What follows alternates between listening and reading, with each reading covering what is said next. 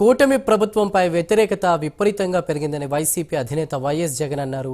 Super 6 పథకాలు అమలు కావడం లేదన్నారు. రైతులకు ఇచ్చిన హామీలను అమలు చేయడం లేదని విమర్శించారు. రైతుల సమస్యలపై డిసెంబర్ 11న కలెక్టర్లకు వినతి పత్రాలు ఇస్తామని జగన్ తెలిపారు. డిసెంబర్ 27న కరెంటు ఛార్జీలపై ఆందోళన చేస్తామన్నారు. జనవరి 3న విద్యార్థుల ఫీజుల బకాయిలపై పోరాటం చేస్తామని జగన్ కార్యాచరణను ప్రకటించారు.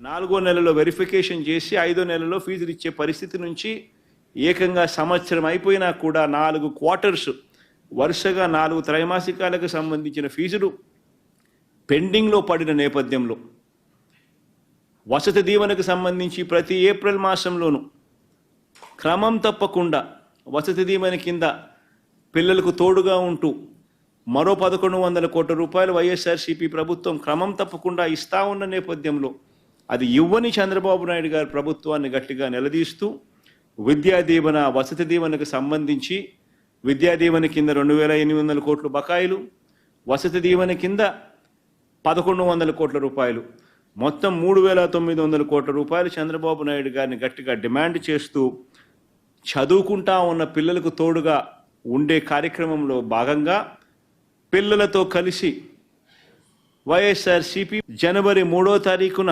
కలెక్టర్ల కార్యాలయాలకు వెళ్ళి రిప్రజెంటేషన్ ఇచ్చి డిమాండ్ చేసే కార్యక్రమం జనవరి 3వ తారీఖున చేస్తుంది. 3 ప్రోగ్రాములు డిసెంబర్ 11వ తారీఖున, డిసెంబర్ 27వ తారీఖున, జనవరి 3వ తారీఖున రైతులకు సంబంధించి, పెంచిన కరెంటు ఛార్జీలకు సంబంధించి, పిల్లలకు సంబంధించిన ఫీజు రీయింబర్స్మెంట్ బకాయిలకు సంబంధించి 3 ఇష్యూస్ మీద వైఎస్ఆర్సీపీ గలం విప్పుతా ఉంది. గట్టిగా ఉద్యమ బాట పట్టే కార్యక్రమం